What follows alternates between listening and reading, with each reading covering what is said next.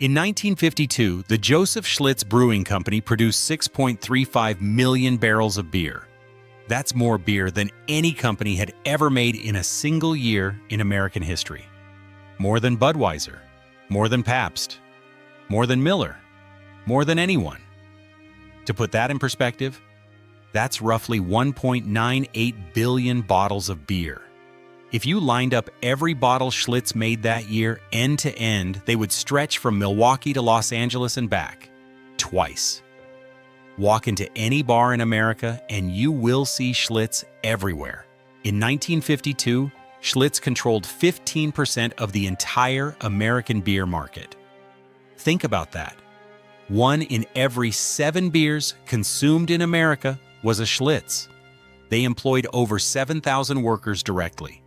They owned breweries in Milwaukee, Brooklyn, Los Angeles, Kansas City, and Tampa.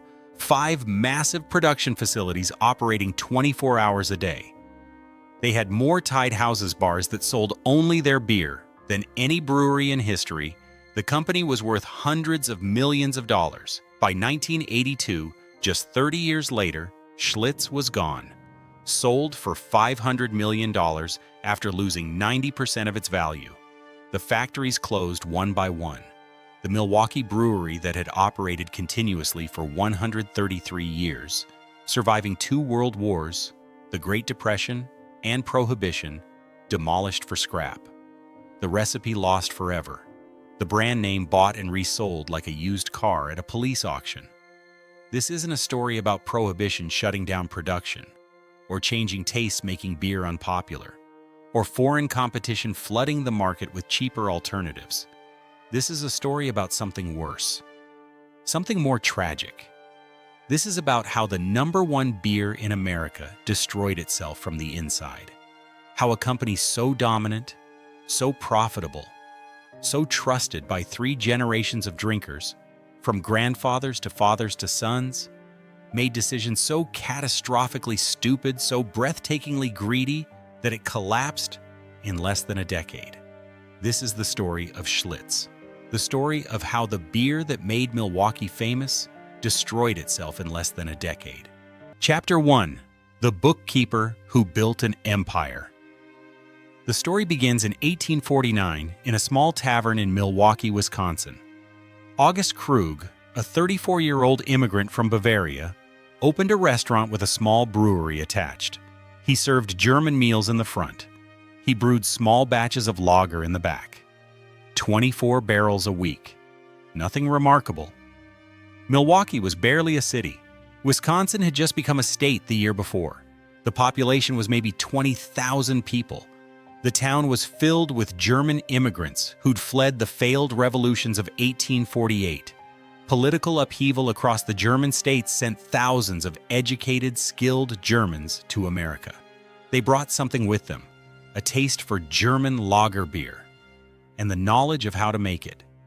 In 1850, Krug hired a 20-year-old bookkeeper named Joseph Schlitz, recent immigrant from Mainz, Germany. Good with numbers, ambitious, spoke German and English. Schlitz worked quietly for 6 years, managing the books, learning the business, and watching how beer moved through the market. Then in 1856, August Krug died suddenly.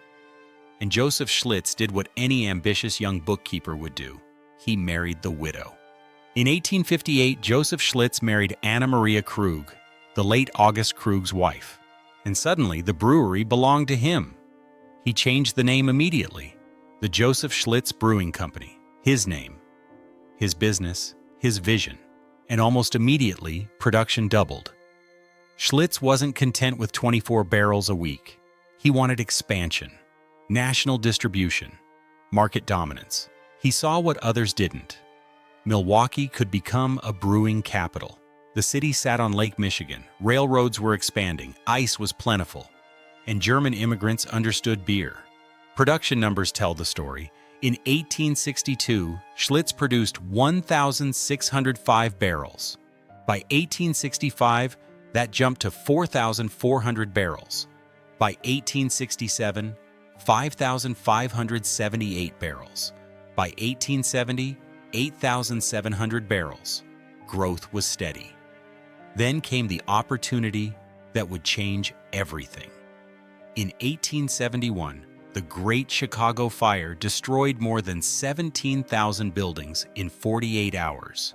It started on October 8th and burned until October 10th. The fire wiped out Chicago's brewing infrastructure almost completely. 40 breweries gone, 1 million gallons of annual production capacity burned to ash. Chicago's 300,000 residents had beer stored in their homes and businesses. But the breweries themselves were destroyed. Schlitz saw an opening that others missed. He'd already established a Chicago depot in 1868, 3 years before the fire. He had distribution connections. He had rail access. When the city needed beer, Schlitz was ready. He doubled production immediately. He shipped beer by rail to Chicago. He established new distribution networks across the Midwest. Sales didn't just grow, they exploded. By 1873, Schlitz produced approximately 50,000 barrels annually. By 1875, over 70,000 barrels. The fire that destroyed Chicago's breweries built Schlitz's empire. And it established Milwaukee's reputation as a brewing city. But Joseph Schlitz never lived to see how big his brewery would become. In 1875, he sailed to Germany on business. He was 43 years old, wealthy, successful, planning expansion. The SS Schiller, a German passenger steamship carrying more than 300 passengers and crew, struck rocks near the Scilly Isles off the coast of England in a violent storm on May 7, 1875. Joseph Schlitz drowned. His body was never recovered. But before he died, Schlitz had made careful arrangements. The brewery would pass to the Uihlein brothers, August, Henry, Alfred, and Edward, the sons of Krug's sister, the nephews of August Krug, men who understood the business from the ground up. August Uihlein had started working for the brewery in 1861 as a teenager. He knew every aspect of the operation. When Anna Maria Krug Schlitz died in 1887, the Uihlein family inherited complete ownership of the company. And for the next century, they would run the Joseph Schlitz Brewing Company as a family business. They kept the name Schlitz, even though the Uihleins owned it, because Americans couldn't pronounce Uihlein, and everyone knew Schlitz. Chapter 2. The beer that made Milwaukee famous. Under the Uihlein brothers, Schlitz transformed from a regional brewery into a national institution. They understood scale, they understood technology, and they understood that quality had to be consistent if you wanted to ship beer hundreds of miles from Milwaukee. They built massive new facilities. In 1870, Schlitz constructed a large new brewery at 3rd and Walnut Streets. They pioneered refrigerated rail cars through the Union Refrigerator Transit Company. Established in the 1890s, they created a system where beer could travel from Milwaukee to Texas without spoiling. They established distribution points in every major American city. In 1883, William J. Uihlein brought the first pure culture yeast strain to America from Copenhagen. This was revolutionary. Before pure culture yeast, every batch of beer was slightly different. Wild yeasts could contaminate batches. Flavors varied. But with pure culture yeast, Schlitz could produce exactly the same beer every single time. No more batch-to-batch variation. No more spoiled beer. Just consistent, high-quality lager. This gave Schlitz an enormous advantage over competitors. While other breweries struggled with inconsistency, Schlitz delivered the same product every time. Bartenders knew what they were getting. Customers knew what to expect. In 1892, Schlitz introduced the belted globe logo, a globe wrapped in a heavy belt, the symbol of worldwide distribution. The image communicated power and reach. It said, Schlitz is everywhere. No matter where you are in America, you can get Schlitz. And then, in 1893, at the World's Columbian Exposition in Chicago, Schlitz unveiled the slogan that would define the brand for the next 80 years, the beer that made Milwaukee famous. It was brilliant marketing, bold, memorable, and it stuck. The slogan appeared on every bottle, every advertisement, every piece of promotional material. From that moment on, Schlitz and Milwaukee were inseparable in the American imagination. You couldn't think of one without the other. By 1902, Schlitz had accomplished something extraordinary. The brewery produced 1 million barrels of beer in a single year. That's 31 million gallons. More than Pabst, which had been the previous leader. More than Anheuser-Busch. More than any other brewery in America. Schlitz was now officially the largest brewery in the United States. And for most of the next 50 years, Schlitz would hold that position or trade it back and forth with Anheuser-Busch. They were the only two breweries that mattered at a national scale. In 1912, Schlitz pioneered another innovation that would transform the entire beer industry: brown glass bottles. Before 1912, beer was bottled in clear glass bottles, but sunlight reacted with compounds in beer and created off flavors. Beer shipped in clear glass went skunky after exposure to light. Schlitz started using brown glass bottles to prevent light from spoiling the beer. The innovation worked perfectly. Beer stayed fresh longer. Distributors could stock it without worrying about spoilage. The entire industry adopted brown bottles within a few years. That design, brown glass bottles for beer, is still the standard today more than a century later. Every beer you see in a brown bottle exists because Schlitz figured out the solution in 1912. Schlitz wasn't just making beer, it was building infrastructure, setting industry standards, innovating at every level of production and distribution, and the competition couldn't keep up. Then came Prohibition.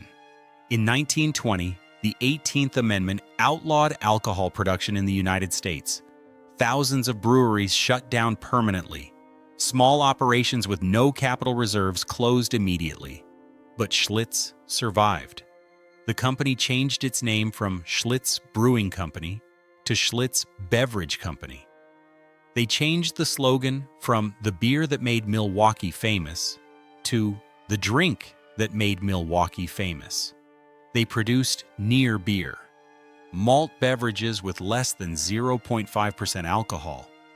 They made malt syrup that homebrewers could theoretically use for baking, but often used for illegal home brewing. They produced soda, chocolate, non-alcoholic malt beverages, anything to keep the equipment running, the workers employed, and the company alive. And they waited.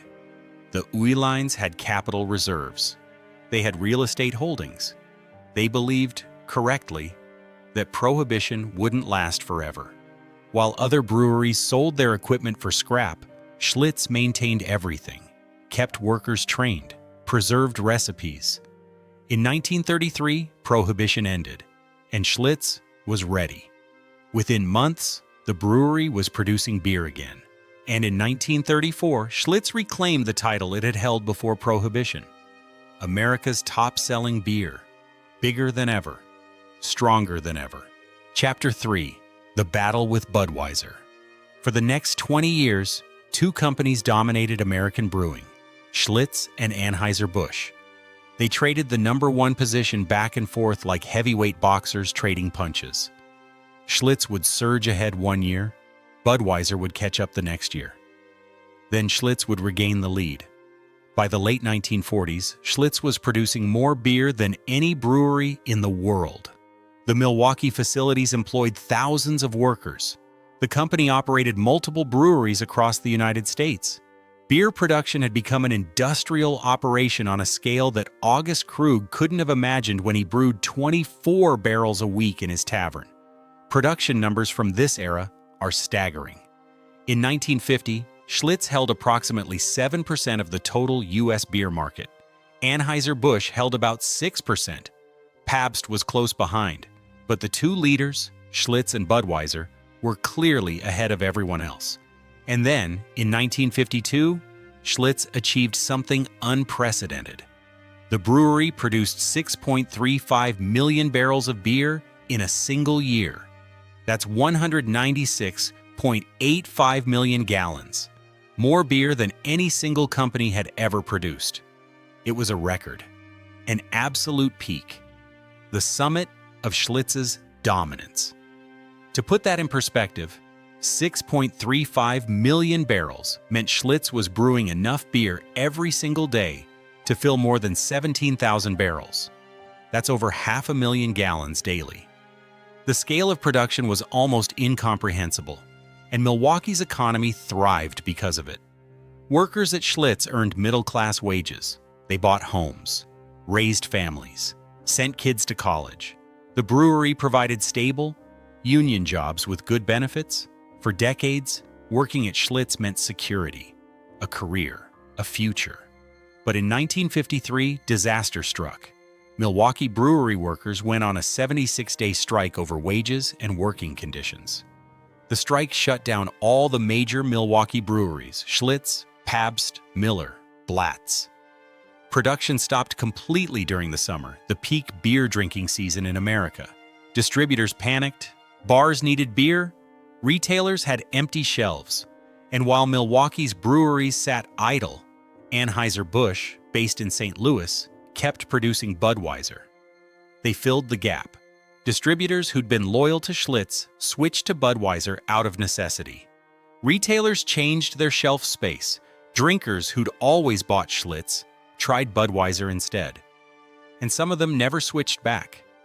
When the strike ended after 76 days, Schlitz tried desperately to regain the top spot. And for a brief period in 1954, they succeeded. Schlitz became the world's best-selling beer again. Milwaukee celebrated. The Uihleins believed they'd weathered the storm. But in 1955, Anheuser-Busch pulled ahead permanently. Budweiser became number one. And Budweiser would stay number one.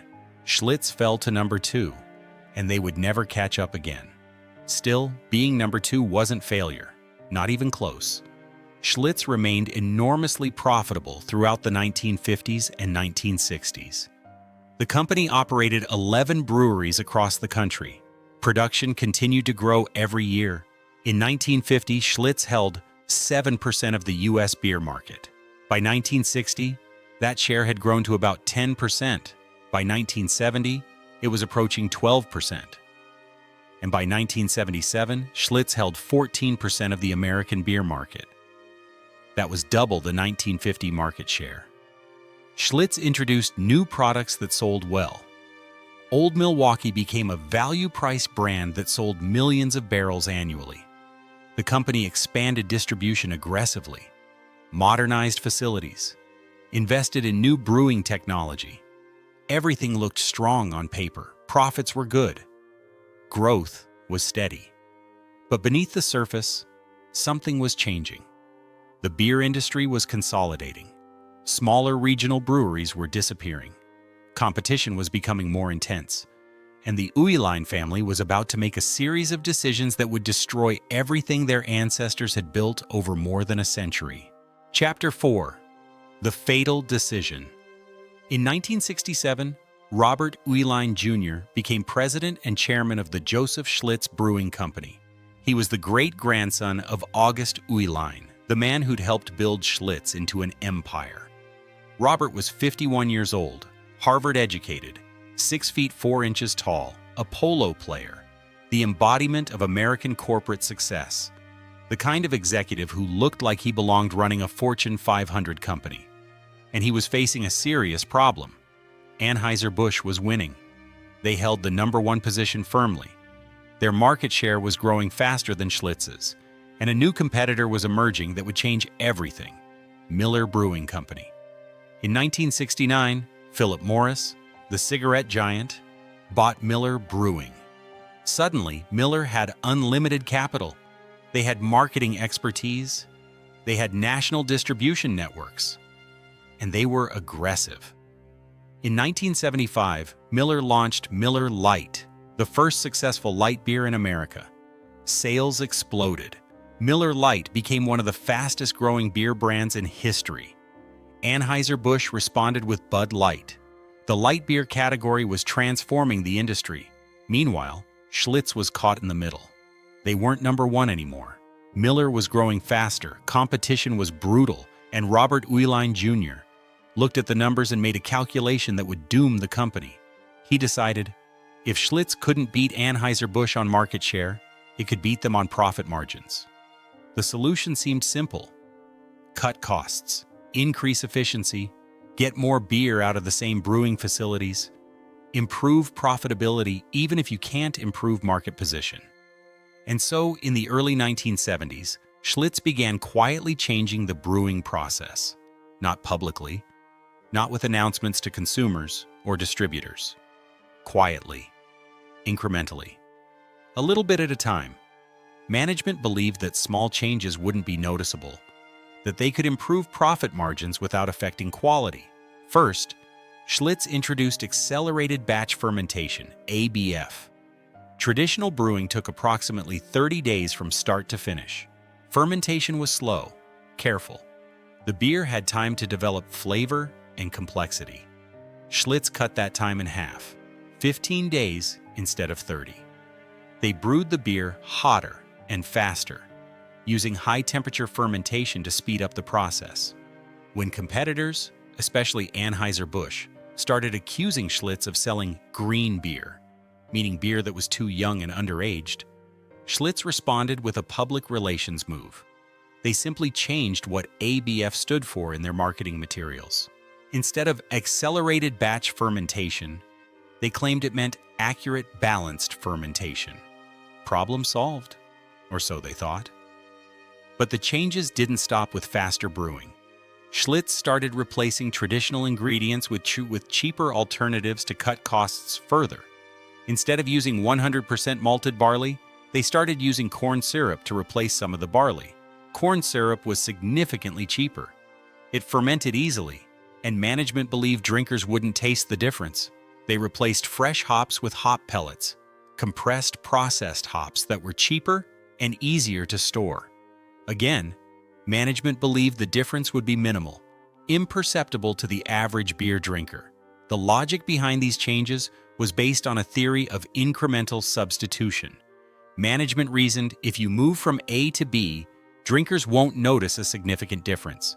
Move from B to C, they still won't notice.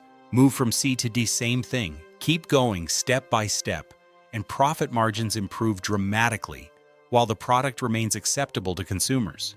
But here's what they fundamentally misunderstood. The steps from A to B to C to D might have been individually small and unnoticeable, but the cumulative step from A to M was enormous. The beer that came out of Schlitz breweries in 1975 was dramatically different from the beer that came out in 1970, and drinkers absolutely noticed. At first, the strategy seemed to work brilliantly. In 1973, Schlitz boasted publicly that it operated the most efficient breweries in the world. Their profit-to-sales ratio was substantially higher than the industry average. Plant utilization, the percentage of capacity being used for actual production, was among the best in the industry. Market share was growing faster than either Anheuser-Busch or Miller. Annual reports showed strong numbers. Profits were up. Costs were down. The stock price was healthy. Everything looked perfect on paper. Management congratulated themselves for making tough decisions that improved the bottom line, but they'd made a catastrophic mistake, and it was about to destroy the company. Chapter 5. The Foam Scandal. By 1975, the problems were starting to show. Longtime Schlitz drinkers, men who'd been drinking the same beer for 20, 30 years, started noticing something was off. The beer tasted different, lighter, thinner, less satisfying. Then came the disaster that would destroy Schlitz's reputation forever. Because Schlitz was aging beer for less time than traditional methods required, proteins in the beer didn't settle out naturally. These proteins would remain suspended in the liquid. And when the beer was chilled, in a refrigerator, the proteins would bind together and create a visible haze. The beer looked cloudy, murky, like it had gone bad. To solve this problem, Schlitz added silica gel to the brewing process. The gel would bind to the proteins and clarify the beer, making it look clear and clean even when cold. But in 1976, Schlitz's management became concerned. The FDA was considering new regulations that would require brewers to list all ingredients on bottles and cans. If that rule passed, consumers would see that Schlitz was adding silica gel, an artificial clarifying agent, while Budweiser and Miller aged their beers properly and didn't need any additives at all. The optics would be terrible. Schlitz would look cheap, inferior, the kind of beer that needed chemicals to fix problems that shouldn't exist in the first place. So Schlitz's brewing technicians proposed a solution. They would switch to a different anti-haze agent called Chill Guard. The beauty of Chill Guard was simple.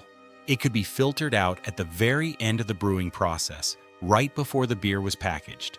That meant it wouldn't have to be listed as an ingredient. Legally, it wouldn't be in the final product. Management approved the change immediately. Problem solved. Except no one properly tested what would happen when Chill Guard interacted with the other additives Schlitz was using.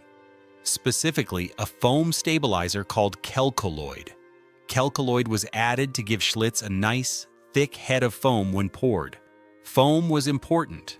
It released aromatics. It affected the drinking experience. It signaled quality and freshness. Every proper beer needed good foam retention, but Chill Guard and chelcolloid reacted with each other inside the bottles and cans. The chemical reaction caused proteins in the beer to precipitate out and form visible particles. At best, these particles looked like tiny white flakes, little specks floating in the beer.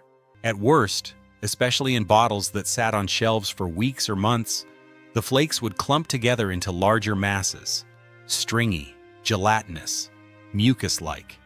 Consumers started opening bottles of Schlitz and finding what looked like snot floating in their beer. The complaints came in fast.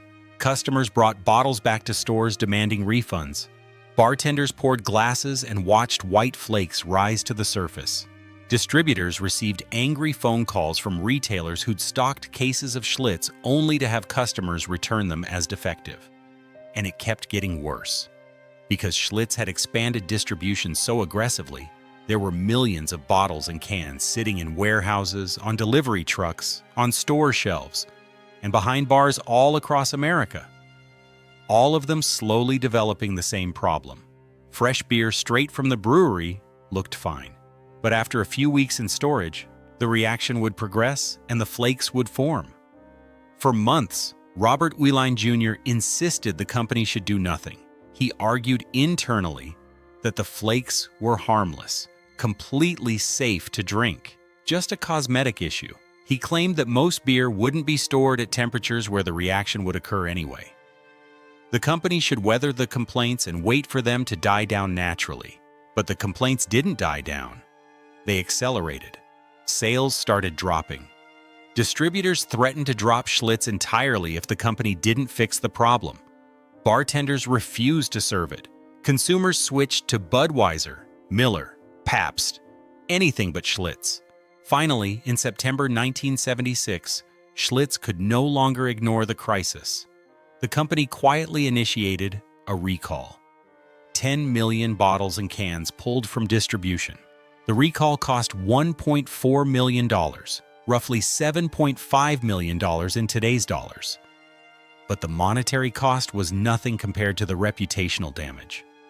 Schlitz tried to keep the recall quiet. No press releases, no public announcements. Just pull the defective beer off shelves and hope consumers wouldn't notice. But of course they noticed. You can't recall 10 million bottles of beer and keep it secret. Word spread instantly. Newspapers ran stories. Television news covered it. The beer industry trade publications led with it. And suddenly, everyone knew. Schlitz had been selling bad beer, beer with floaters, beer that looked contaminated. The beer that made Milwaukee famous had become the beer that made Milwaukee ashamed. But the disaster wasn't over yet, because Schlitz's attempt to fix the flake problem created an entirely new crisis. To stop the chemical reaction between Chill Guard and chelcolloid, Schlitz removed the chelcolloid foam stabilizer from the brewing process.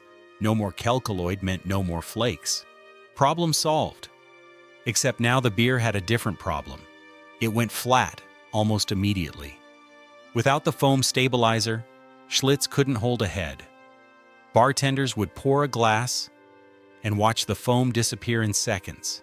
The beer would sit there looking lifeless, dead, like soda that had been opened hours ago and gone completely flat. Customers complained again. "There's no foam on this beer. It tastes flat. Something's wrong with your tap lines." Bartenders insisted there was nothing wrong with the lines. It was the beer itself. And they were right. Schlitz had traded one disaster for another. First, flakes. Now, flat beer. Both problems were caused by the same root issue: cutting costs and using chemicals to fix problems that proper brewing methods would have prevented entirely. Distributors started pulling Schlitz from their product lines. Bar owners removed Schlitz taps and replaced them with Miller or Budweiser. Retail shelf space shrank, and sales continued their free fall. The beer that had once controlled 14% of the American market was now hemorrhaging customers faster than anyone could have imagined. Chapter 6. Live on TV. In early 1977, desperate to reverse the collapse, Schlitz hired the Leo Burnett Advertising Agency in Chicago, one of the most prestigious firms in the country. The brief was simple: save the brand. Make Schlitz feel strong again. Remind consumers why they used to love this beer. Leo Burnett's creative team developed a campaign built around the concept of gusto. Real men drink real beer, and that beer is Schlitz. The campaign would be aggressive.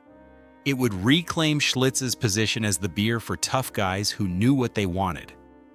What they created became one of the most infamous advertising disasters in American history. The commercials featured confrontational scenarios where aggressive, intimidating men challenged others about their beer choice. In one spot, a professional boxer sits at a bar. Another man approaches and offers him a different beer. Not Schlitz. The boxer glares. His expression darkens. The tension builds. The implication is clear. Challenge a man's beer choice, and there will be violence. The tagline, "You want to take away my gusto?" In another commercial, a group of rugged bikers occupies a dimly lit tavern. A stranger walks in and orders something other than Schlitz. The bikers turn slowly. They stare. The silence is menacing. One biker speaks. "You want to take away my Schlitz? You want to take away my gusto?" The stranger backs down, orders Schlitz. The bikers nod approvingly. Crisis averted. The ads were supposed to be humorous, tongue-in-cheek, over-the-top exaggeration that would make viewers smile while reinforcing Schlitz's masculine brand identity. A knowing wink at beer drinker culture. But that's not how audiences interpreted them. To viewers watching at home, the commercials didn't feel playful. They felt genuinely threatening, hostile, uncomfortable. It didn't seem like exaggeration. It seemed like actual intimidation. Like Schlitz was saying, "Drink our beer or we'll hurt you." Women found the ads alienating, aggressively masculine to the point of being off-putting. Men found them strange and vaguely menacing. Nobody wanted to be bullied into buying beer. They wanted to be persuaded, entertained, made to feel good about their choice.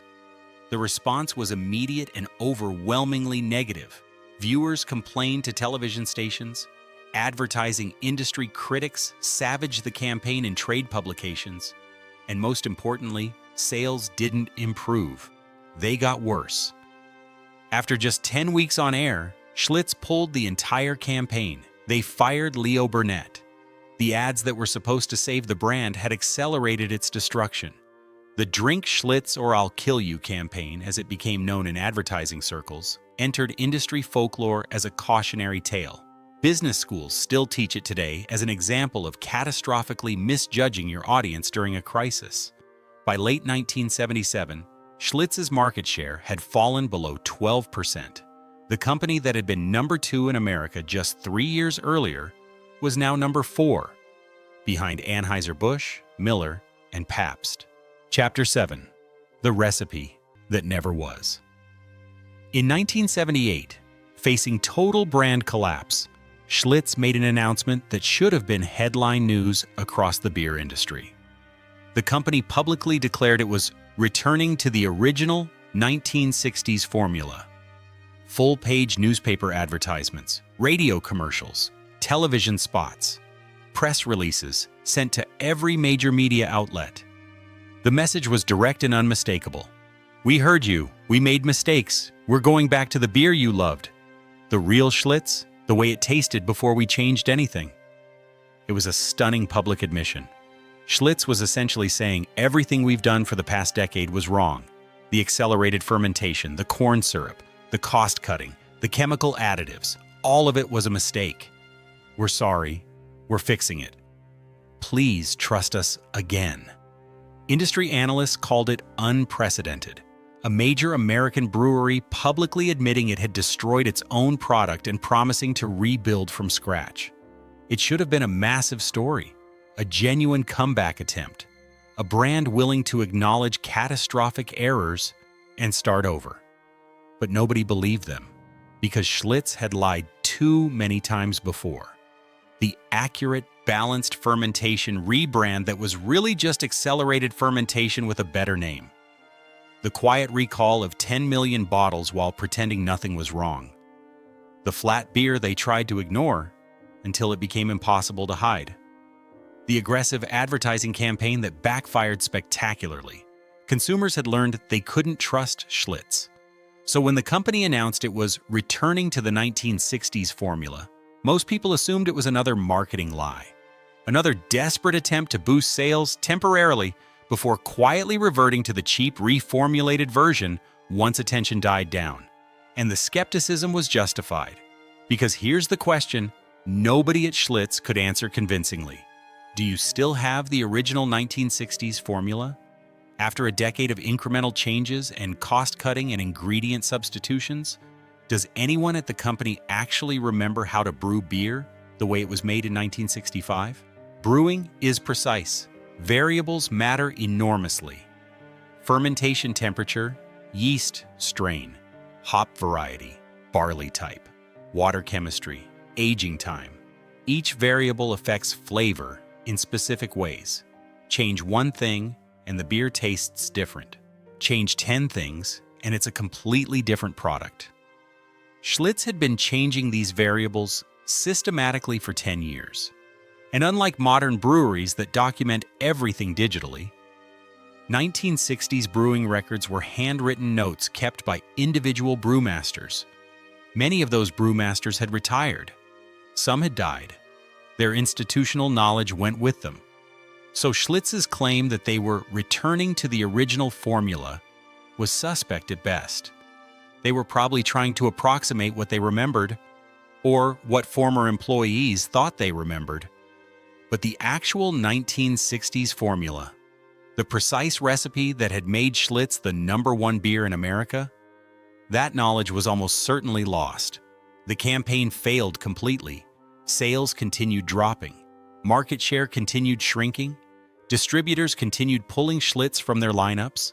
Consumers continued switching to other brands. By 1979, Schlitz held less than 8% of the U.S. beer market. A company that had controlled 14% just 3 years earlier had lost nearly half its customers. The stock price was in free fall. Credit rating agencies downgraded Schlitz's debt. Banks grew nervous about the company's ability to service its loans. Robert Uihlein Jr., the man who had initiated the cost-cutting strategy that destroyed the company, died in 1976. He never witnessed the full extent of the catastrophe he'd created. Leadership passed to executives outside the Uihlein family for the first time in over a century, but it didn't matter. The damage was irreversible. Schlitz was dying, and everyone in the beer industry knew it was only a matter of time before the company collapsed completely. Chapter 8. When the Whistle Stopped. On a cold Monday morning in January 1981, the steam whistle at the Joseph Schlitz Brewing Company's Milwaukee Brewery blew at 6 a.m. It had blown every weekday morning for over 130 years. But on this morning, 1,200 workers walked through the gates knowing something was different. Management called a meeting. The announcement was brief. Effective immediately, we're implementing temporary layoffs. Sales are down. This is temporary, just for the quarter. We'll call you when we're ready to restart production. Temporary layoffs, just for the quarter. We'll call you. The workers didn't believe it. They'd watched the company collapse over the past 5 years. They knew what temporary really meant, but they went home, and they waited for a phone call that would never come. These weren't just employees. These were multi-generational Schlitz families, men whose grandfathers had bottled Schlitz in the 1920s, whose fathers had worked in the malting house during the 1950s, who had started at the brewery themselves at age 18, expecting to retire at 65 with a pension. Workers later described what it meant. My grandfather bottled Schlitz, worked there 42 years. My father ran the malting house. I was supposed to retire here. Schlitz wasn't just where we worked, it was who we were. The layoffs rippled through Milwaukee like an earthquake. The taverns that had served brewery workers for generations suddenly had no customers. Within weeks, several closed permanently. Suppliers to the brewery lost their biggest client. Some went bankrupt. Others laid off their own workers. Home values in neighborhoods surrounding the brewery cratered. Families who needed to sell found no buyers. Foreclosures began. Local stores watched revenues drop 40–50%. Store after store closed. These were men who had built their entire identities around working at Schlitz. I work at the brewery wasn't just a job, it was pride. After the layoffs, that identity vanished. In April 1982, Schlitz closed its Brooklyn brewery. 800 jobs gone overnight. Workers showed up Monday morning and found the gates locked. A notice on the fence, facility permanently closed. In August 1982, the Los Angeles brewery closed. 600 workers laid off. Then came the announcement everyone dreaded. In January 1983, Schlitz made it official. The Milwaukee brewery would close permanently. The brewery that had operated since 1849, that had survived 2 world wars, the Great Depression, and Prohibition, was shutting down forever. 133 years. Over. The company offered buyouts, $3,000 to $5,000 per worker. Workers who'd spent 30 or 40 years at the brewery received a few $1,000s. Pensions were frozen. Some workers refused out of principle. They showed up to the locked gates every morning for weeks, demanding their jobs back. But the gates stayed locked. Eventually, they stopped coming. Milwaukee's identity went into crisis. For over a century, the city had been defined by beer. Pabst, Schlitz, Miller, Blatz. These weren't just companies. They were Milwaukee. Brew City, the beer capital of America. That's what made Milwaukee famous. And now Schlitz was gone. Chapter 9. Demolished for scrap. In June 1982, the Stroh Brewery Company of Detroit purchased Schlitz for $500 million. Just 6 years earlier, Schlitz had been valued at more than $5 billion. The company had lost 90% of its value in half a decade. Stroh didn't want Schlitz. They wanted the distribution network, the shelf space, the contracts with bars and restaurants. The Schlitz name? That was liability, a toxic brand that reminded consumers of disaster. In 1984, Stroh demolished the Milwaukee Brewery. 133 years of brewing history erased. The giant copper brew kettles were sold for scrap metal, melted down, sold by the pound. Equipment that had produced millions of barrels of beer was discarded as junk. And the recipe? The exact formula that had made Schlitz #1 in America? Lost forever. No documentation survived. The reformulations of the 1970s had overwritten everything. Nobody thought to preserve the original. Everyone assumed Schlitz would exist forever. Stroh continued producing beer under the Schlitz name, but it was contract brewed at random facilities. North Carolina, Texas. Wherever Stroh had excess capacity, it wasn't real Schlitz. It was a zombie brand, a name on a label. What remains today? A few fading signs on old buildings, archived commercials on YouTube, memories in the minds of people over 70. The Milwaukee Brewery site is now an office complex called Schlitz Park. Modern buildings, tech companies, the brewing history erased. The ultimate irony is almost too perfect. Robert Uihlein Jr. started the cost-cutting in 1967 to save money. Industry analysts estimated the company saved approximately $1.37 per barrel by using cheaper ingredients and faster production. For that $1.37 per barrel, Schlitz destroyed everything. A 133-year-old brewing dynasty, thousands of jobs, entire communities. A brand that 3 generations of Americans had trusted. All of it gone to save $1.37 per barrel. That's the story of Schlitz, the beer that made Milwaukee famous. So here's what I want to know. Do you remember Schlitz? The real Schlitz? Before it all fell apart? Do you remember the first time you drank one? Your father's backyard in 1965? Your grandfather pulling that red and white can from the fridge after work every day? Did you work at the brewery? Milwaukee, Brooklyn, Los Angeles? Did your father, your grandfather? Were you one of the workers who showed up to those locked gates in 1983? And here's the big question. Did you notice when they changed the recipe? Could you taste the difference? Leave a comment. Tell me your Schlitz story. If this hit you, hit that like button. Share it with someone who remembers. Subscribe for more stories about the products that built America. And check out my video on Pabst Brewing Company because Schlitz wasn't the only Milwaukee brewery that fell. The beer that made Milwaukee famous is gone. But the story is worth remembering.